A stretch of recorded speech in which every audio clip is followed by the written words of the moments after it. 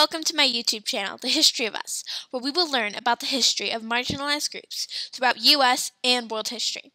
I know that many of you may automatically assume that history is boring, but I implore you, please give this a chance, and I promise you, you will find it much more interesting than you think.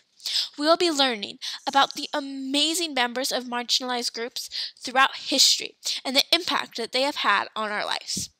Our first subject is women during the Revolutionary War, or as I like to call them, the women who built our country, the United States of America. These women were some of the most amazing women that I have learned of throughout history.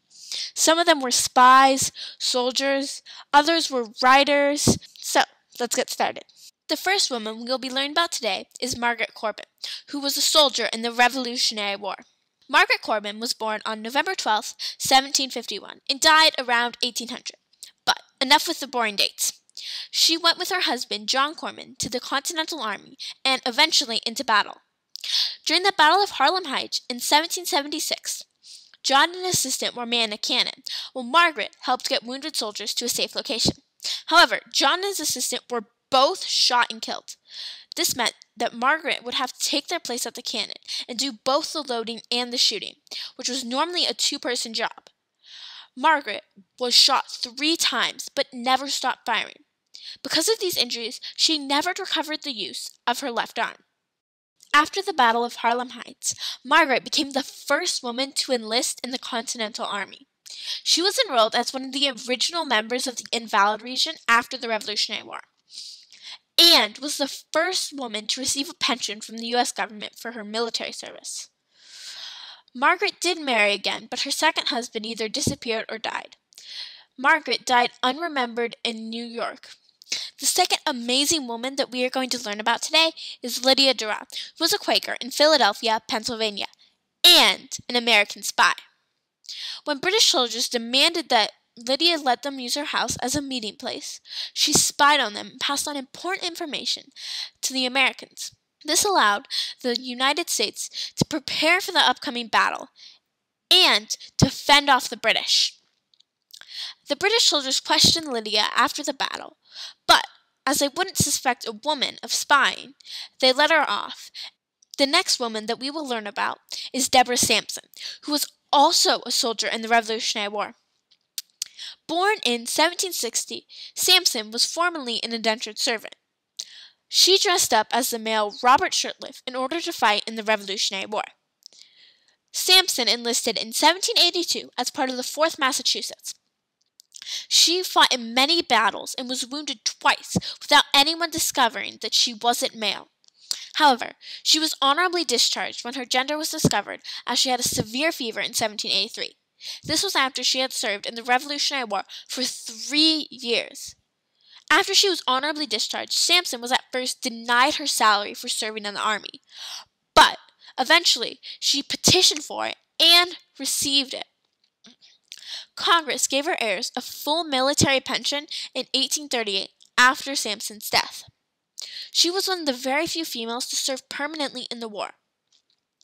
Sampson wrote an autobiography or fictional account of her life with the help of writer Herman Mann.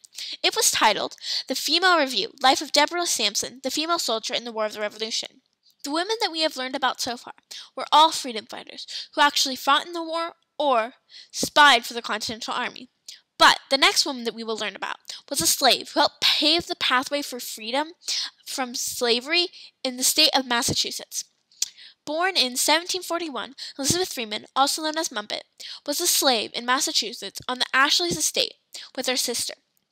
After being enslaved for 30 years, Freeman was inspired by a reading of the Declaration of Independence to seek her freedom. Because, as stated in the Declaration of Independence, she was born equal to everyone around her and was enabled with certain inalienable rights, including the freedom to pursue happiness, which meant to her freedom. She teamed up with a slave named Brom, who also lived on the Ashley's estate, to legally fight for her freedom. They teamed up with a lawyer named Theodore Sedgwick Sr., who also disapproved for slavery. Their case, Brom and Bet v. J. Ashley Esquire, was heard in August 1781. They argued that slavery wasn't lawful, so Brom and Elizabeth needed to be freed. On August 22nd, 1781, the court found that Freeman and Brum should be freed, and that the Ashleys had to pay them each 30 shillings and pay Freeman's salary for the year she worked for them, which was a total of 10. She adopted the name Freeman after she was freed. Although this case may seem like an isolated event, it set the course for the abolishment of slavery in Massachusetts and may have been the very first case of its kind. After her landmark case, Freeman worked for Sedgwick as a housekeeper for the rest of her life. She was a nurse and a midwife, but never learned to read. She died in 1829, but is often unremembered. So far, we have learned about many amazing women during the time of the Revolutionary War. And we are about to learn about another awesome woman during this time, Esther de Burt Reed. Born in 1746 and the wife of the governor of Philadelphia, Esther started the Association of Philadelphia, which was the largest women's organization in America at the time. It was founded by 27 women with the goal of supporting the Continental Army, especially since the soldiers were lacking in clothes, food, and other necessary supplies. The Association of Philadelphia started a campaign to raise money for the Continental Army. They sewed blankets, socks, shirts, and other items for the soldiers. In addition, Esther helped write a newspaper article called Sentiments of an American Woman, in which she appealed to the women of America to support the troops who were lacking in necessary supplies. It called on women to give up luxuries and donate their spare money to the Continental Army. The Association of Philadelphia organized a fundraising drive to ask for money for the soldiers. They raised over $300,000. With the money they made, they were able to buy cloth to make over 2,000 shirts. Although Esther de Burt Reed died before she was able to help sew the shirts, Sarah Franklin Batch, who was the daughter of Benjamin Franklin, took over the association. She instructed the women to embroider their names on the shirts they made to give them a personal touch. Overall, Esther de Burt was an amazing organizer who was able to raise a ton of money to help support the lacking Continental Army. Catherine Littlefield Greene was born February 17, 1755. As a child, she was known as Kitty, but many people also called her Kathy. She also helped in the soldier camps, just like Martha Washington, during the winter's lull in fighting. However, the most important contribution she made was funding Eli Whitney, who invented the cotton gin. He worked on our plantation as a tool maker, but was able to invent a very important invention there. The cotton gin was very important because it sped up the process of removing seeds from cotton and allowed for more cotton to be produced at once. Catherine Littlefield Greene definitely sponsored his invention, but many people suspect that Catherine may have helped Eli build the cotton gin, or that he stole her idea, which would mean that she was the one who actually invented the cotton gin on her plantation. The next one we will learn about today was an author during the Revolutionary War. Mercy Otis Warren was an important writer who helped support the revolutionary cause in America. She was very well educated, so she was able to write plays that supported the Revolutionary War, including The Adelator in 1772. She was unfortunately unable to write these under her actual name, since people would have ignored them as they were written by a woman. But she wrote them under a pen name, and they were very influential in convincing people to support the Revolutionary War. Mercy Otis Warren hosted political meetings in her own house and was very close with Abigail and John Adams. However, Mercy Otis Warren was an anti-federalist, which meant that she preferred that the Constitution was not ratified, as it was for a strong central government, which anti-federalists opposed. Warren also wrote the first history of the Revolution, the 3-volume Rise, Progress, and Termination of the American Revolution.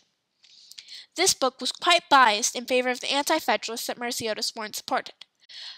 However, Mercy Otis Warren was a very important writer who helped gather support for the revolutionary cause, but is often ignored in our modern-day studies of the United States American Revolution. Although I would love to spend hours discussing the amazing women of the era of the Revolutionary War, very few people have the free time to be able to watch such a lengthy video, nor do I have the free time to film such a lengthy video. For these reasons, we are on to our last amazing woman, Phillis Wheatley. Phillis Wheatley was a black slave who lived in Boston. She was a very important poet and wrote poetry when she was only 14 years old.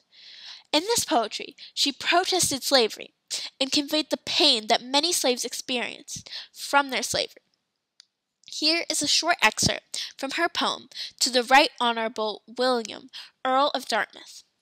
Should you, my lord, while you peruse my song, wonder from whence my love of freedom sprung, whence flows these wishes for the common good, by feeling hearts alone best understood, I, young in life, by seeming cruel fate, was snatched from Afric's fancied happy seat. What pangs excruciating must molest, what sorrows labor in my parents' breast. Steeled was that soul, and by no misery moved, that from a father seized his babe beloved. Such my case, and can I then but pray others may never feel tyrannic sway. Overall, Phillis Wheatley was exceptional for her time, since there were no important black writers in that era, and she was one of the very few, if not the only, published black woman during the Revolutionary War period. That is, unfortunately, the end of the list of women that I have to share with you today. But before you sign off, I have a few last comments that I would like to leave you with. First of all, please leave any suggestions you have for future videos or topic ideas or even other women that you think may be interesting to learn about in the comment sections below. Also, feel free to email me at the above email, abby@historyofus@gmail.com. In addition, if you really liked this video, I would appreciate it if you subscribe to my channel so that you could watch future videos, which in 2 weeks there will be more videos on the women of the Revolutionary War, specifically biography videos on 2 of the more important women listed in this video. Also, if you are feeling competitive and would like to test your knowledge on the women you have learned today, please click on this link to play a Quizlet that will test your knowledge. Also, since I have done much research on these women, here is a list of the resources that I used, simply to give them credit for their work and if you would like more information.